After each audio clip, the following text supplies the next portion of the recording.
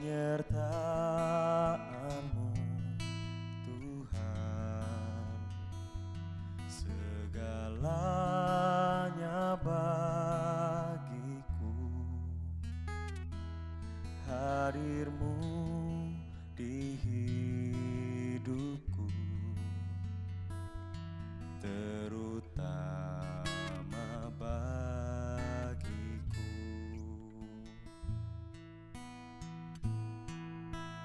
Anugerah-Mu,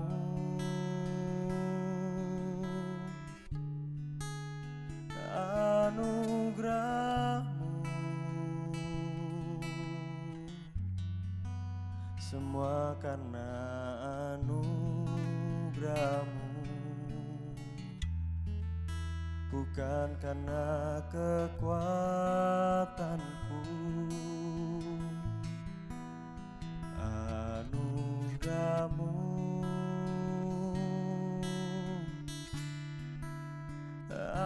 anugerah-Mu Tuhan, kasih dan sayang-Mu sumber kekuatan bagiku.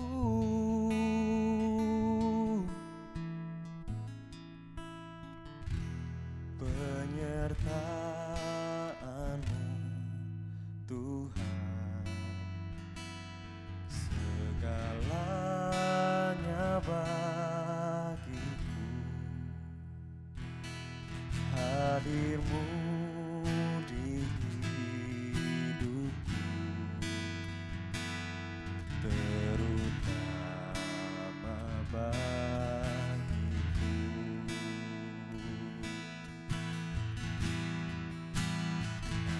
Anugerah-Mu,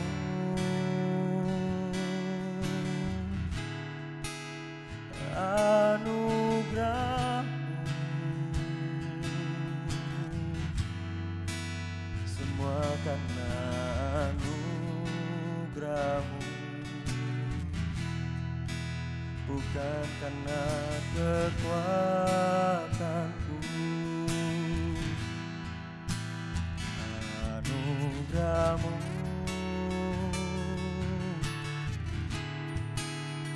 anugerah-Mu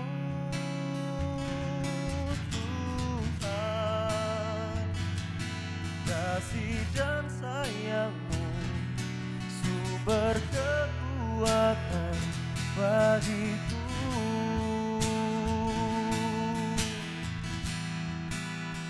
Anugerah-Mu,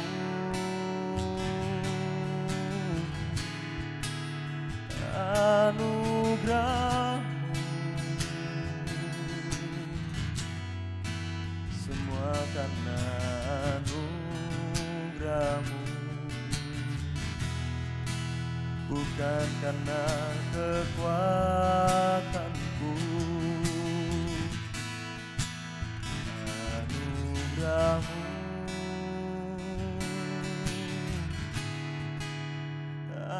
anugerah-Mu Tuhan, kasih dan sayang-Mu sumber kekuatan bagiku.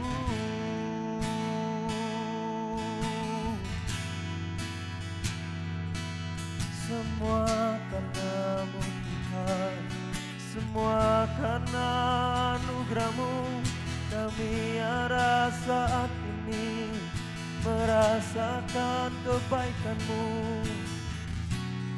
Oh Yesus Tuhan,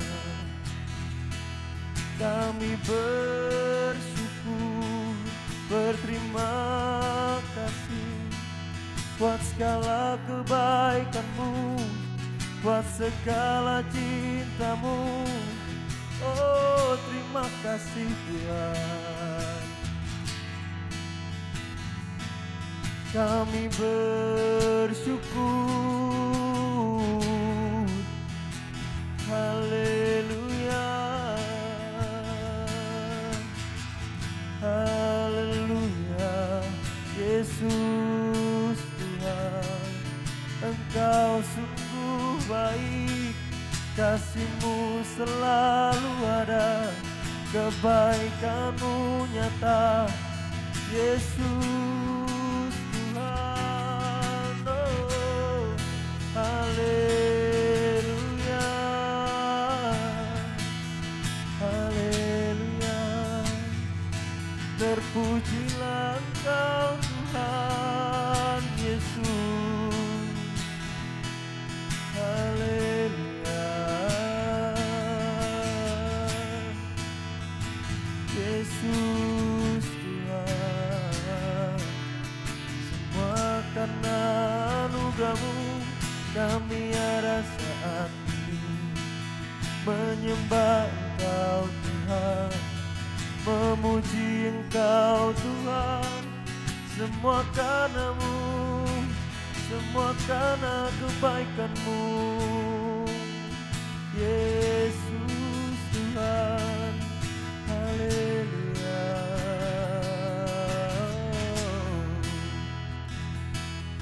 Terima kasih Tuhan, terima kasih Tuhan, semua karena Engkau Yesus. Terima kasih Tuhan. Terima kasih Tuhan buat segala yang sudah Kau lakukan bagi setiap kami Tuhan.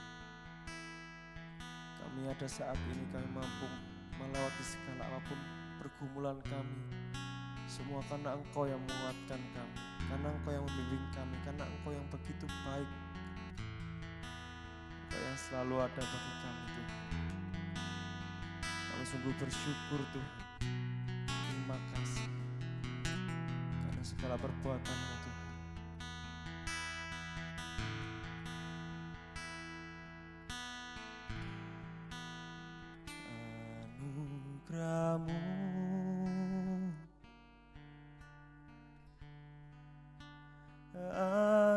Anugerah-Mu semua karena anugerah-Mu, bukan karena kekuatanku.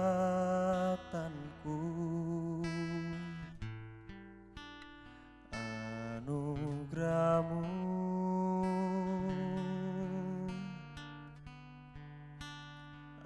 anugerah-Mu Tuhan, kasih dan sayang-Mu, sumber kekuatan bagiku.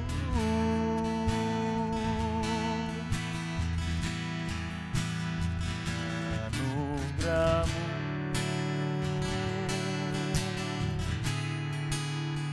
anugerah-Mu,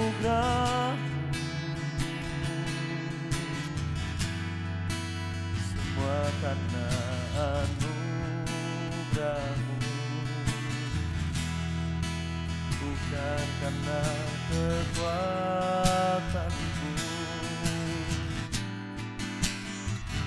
Anugerah-Mu,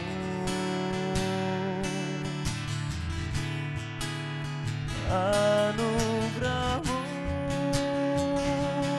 Tuhan, kasih dan sayang-Mu, sumber kekuatan bagiku.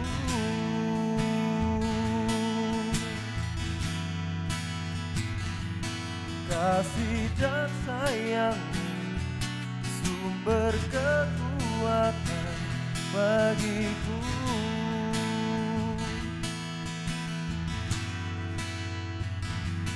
Kasih dan sayang-Mu, sumber kekuatan bagiku.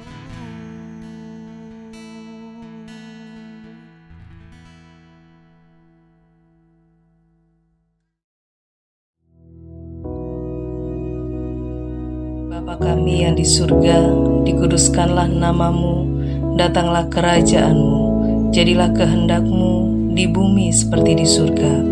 Berikanlah kami pada hari ini makanan kami yang secukupnya, dan ampunilah kami akan kesalahan kami, seperti kami juga mengampuni orang yang bersalah kepada kami.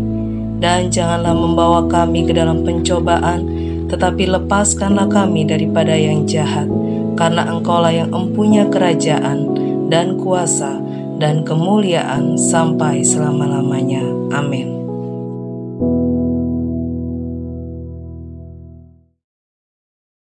Shalom, puji nama Tuhan, selamat pagi, selamat berjumpa kembali di hari yang baru. Apa kabar saudara semuanya? Saya berdoa, saya percaya saudara semua dalam kondisi yang baik, disertai Tuhan dan akan melihat pertolongan Tuhan terjadi. Mari pada pagi hari ini kita akan belajar. Kalau saudara ingat beberapa hari yang lalu, beberapa minggu lalu kita belajar di ibadah raya bahwa ketika kita berada di akhir zaman, keadaan manusia itu akan sangat berubah. Dan saya justru ingin menyoroti ayat selanjutnya yang akan kita baca. Kita buka 2 Timotius pasal 3, ayat yang ke-5 sampai 9. 2 Timotius 3 ayat 5 sampai 9. Firman Tuhan berkata, secara lahiriah mereka menjalankan ibadah mereka, tetapi pada hakikatnya mereka memungkiri kekuatan ibadah itu. Jauhilah mereka itu.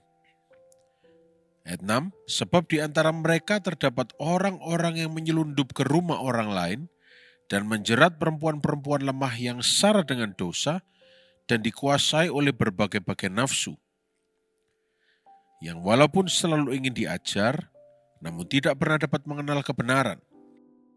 Sama seperti Yanes dan Yambres menentang Musa, demikian juga mereka menentang kebenaran. Akal mereka bobrok dan iman mereka tidak tahan uji. Tetapi sudah pasti mereka tidak akan lebih maju, karena seperti dalam hal Yanes dan Yambres, kebodohan mereka pun akan nyata bagi semua orang. Amin. Kita berada di akhir zaman yang dimana manusia mulai memutar otaknya untuk berusaha terlihat baik, terlihat suci, terlihat sungguh-sungguh. Tetapi diingatkan oleh Rasul Paulus, tetapi mereka memungkiri kekuatan ibadah.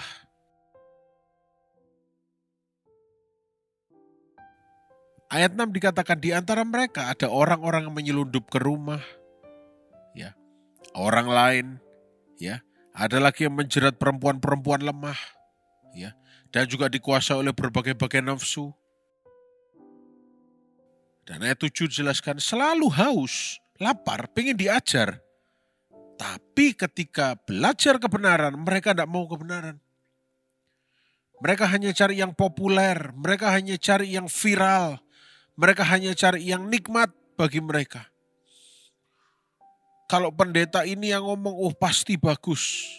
Padahal firman Tuhannya sama semua. Nah di sisi satu lain, saudara harus tahu, pendeta itu zaman sekarang tidak seperti dulu. Kalau sekarang lebih mengenal yang namanya personal branding, lebih mengenal yang namanya fashion, ya, mengenal yang namanya public speaking. Nah kalau kita ukur dengan itu saudara, apa kabar hamba-hamba Tuhan, gembala-gembala yang di desa? Mereka tidak peduli fashion, mereka nggak peduli public speaking, mereka nggak peduli personal branding. Apanya mereka yang mau di branding? Justru paling mereka yang biasanya kerja di desa yang di branding itu ternak mereka. Di branding, dicap. Ya. Jangan jadi orang yang selalu pengen diajar, tapi tidak mau mengenal kebenaran. Di sini diambil 2 contoh, Yanes dan Yambres. Di gereja Allah Baik Mojokerto ada Yanes, tapi Yanes yang sangat baik. Pelayan Tuhan di multimedia, sangat baik, sangat sungguh-sungguh. Dan temannya bukan Yambres, temannya Vicky dan sebagainya baik semua. Kalau ini Yanes kan temannya Yambres. Dari namanya saja kita sudah lihat saudara ya. Mereka menentang Musa. Demikian juga mereka menentang kebenaran. Kenapa? Ternyata akal mereka bobrok dan iman mereka tidak tahan uji. Saudara, kalau kita sudah berbicara mengenai iman yang tidak tahan uji, apalagi tidak mau menerima kebenaran tapi selalu menentang kebenaran.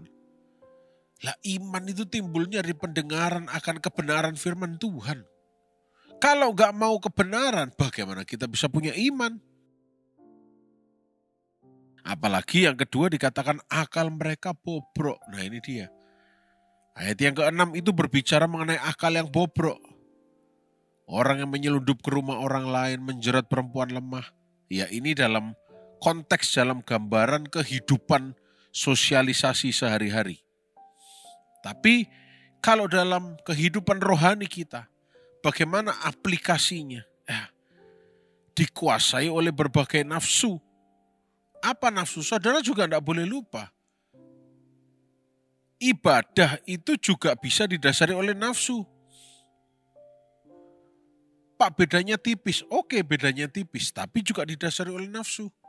Wah, saya sudah lihat ini di sosial media, di kota besar. Ternyata di kota besar gerejanya lebih wah. Gerejanya lebih, lampunya luar biasa. Ya. Praise and worship-nya lebih luar biasa. Ingat ayat 5, secara lahiriah ibadah, tapi kekuatan ibadah kita pungkiri. Ada salah seorang pendeta teman saya yang cukup frontal. Dia bilang, kalau zaman dulu orang ditegur, berbuat salah semakin dekat pada komunitasnya. Kalau zaman sekarang orang berbuat salah ditegur, cari komunitas yang lain. Karena mereka tidak mau disalahkan, mereka anggap diri paling benar. Apalagi kalau berhubungan dengan institusi atau gereja, gereja harus selalu benar di mata dia, di mata mereka. Nah, kita mesti berhati-hati. Gereja ini punyanya Tuhan. Kalau kita pernah lihat Tuhan berbuat salah, baru boleh kita persalahkan Tuhan. Tuhan tidak pernah berbuat salah.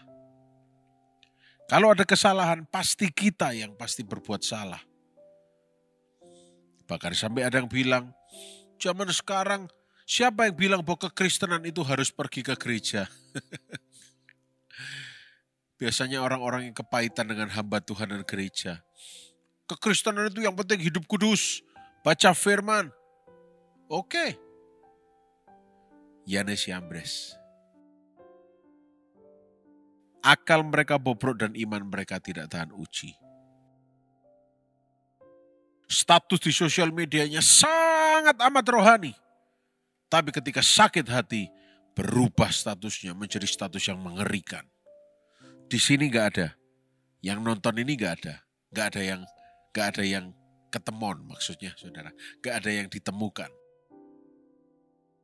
Kita mesti berhati-hati. Keadaan manusia di akhir zaman terlihat semakin suci padahal semakin bobrok.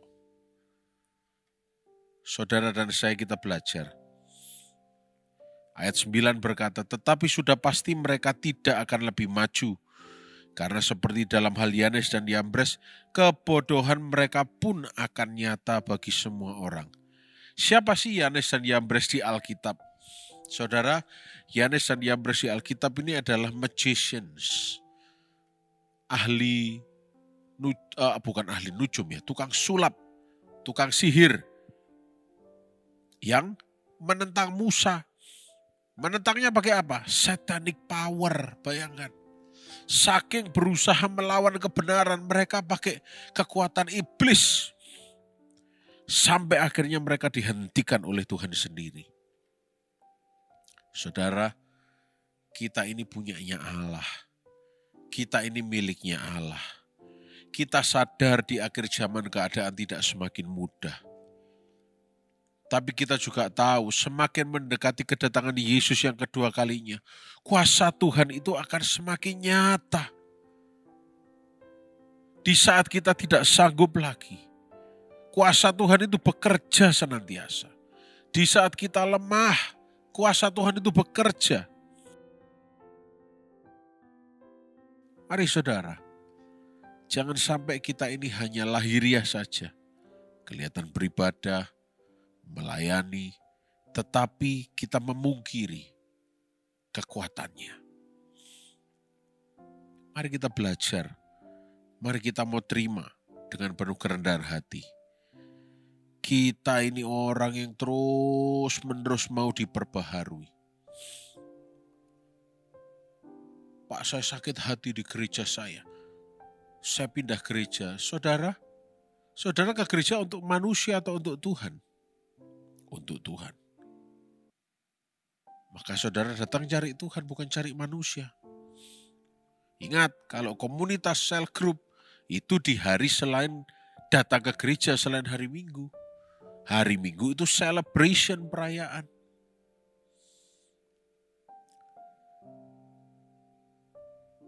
Saya mau ke gereja yang hebat. Tidak ada gereja hebat.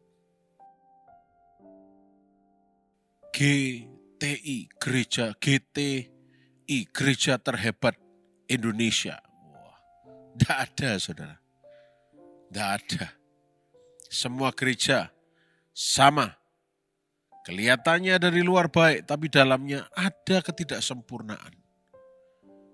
Makanya jangan lihat gerejanya, tapi lihat Tuhan Yesusnya. Makanya belajar setia di mana saudara ditanamkan. Jangan nanti sedikit-sedikit emosi, marah. Wah, ini gembala kok seperti ini. Ya. Nanti sedikit-sedikit kalau gembalanya gak bisa diodik, pengerja gerejanya yang diserang. Nanti kalau enggak menyerang mengenai ini, itu, dan seterusnya. Hidupnya restless, gak tenang. Keadaan manusia di akhir zaman. Gak mau terima kebenaran, tetapi selalu mau melakukan pembenaran. Kita diingatkan. Kelihatannya selalu ingin diajar, tapi tidak mau mengenal kebenaran.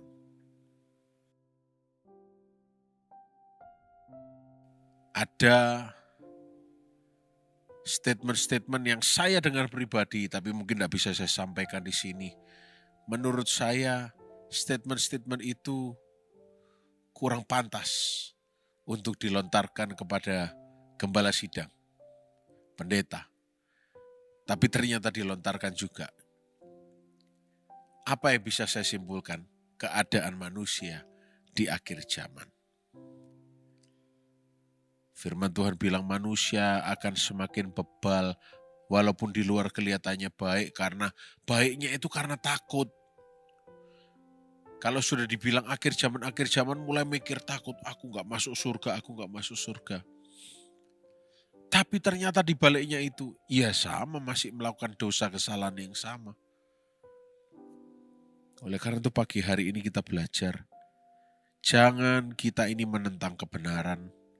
Tetap kita ini miliki iman, karena kita percaya, walaupun memang ini akhir zaman, penyertaan Tuhan sempurna atas hidup kita. Dia akan selalu bersama dengan kita. Kita tidak dibiarkan sendirian. Saudara, mari terus pandang kebenaran Tuhan. Jangan sama seperti Yanes dan Yambres yang terus menentang, melawan, pakai segala cara untuk melawan. Kalau mungkin frontal tidak bisa, gerilya, dibicarakan melalui orang lain. Jangan lupa orang lain yang saudara ajak bicara juga belum tentu bisa menyimpan rahasia.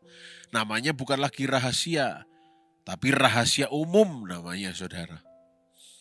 Oleh karena itu, kalau saudara punya keluhan, punya masalah, ngomong sama Tuhan. Ngomong sama manusia boleh, tapi tidak menyelesaikan. Manusia cuma diciptakan bukan jadi perfect problem solver, ya. Tapi manusia diciptakan untuk be a good listener, menjadi pendengar yang baik. Tapi setelah itu apa? Kita berdoa pada Tuhan supaya Tuhan beri jalan keluar, supaya Tuhan berikan kemenangan. Atau kalaupun yang terjadi tidak sesuai dengan keinginan kita, Tuhan berikan kita kekuatan. Karena Tuhan rencananya jauh lebih indah dari manusia. Tuhan memberkati saudara, mari kita berdoa. Tuhan Yesus yang baik, bersyukur untuk kesempatan mengikuti ibadah pagi di hari yang baru ini. Dan biar di dalam nama Yesus panjang hari ini kami semua sehat, diberkati dan dibungkus dengan darah Yesus. Apapun yang tangan kami kerjakan Tuhan, Engkau buat berhasil, beruntung dan mempermuliakan nama Tuhan. Dalam nama Yesus Kristus semua yang bersyukur. Haleluya. Amin. Selamat pagi, selamat beraktivitas. Tuhan Yesus memberkati.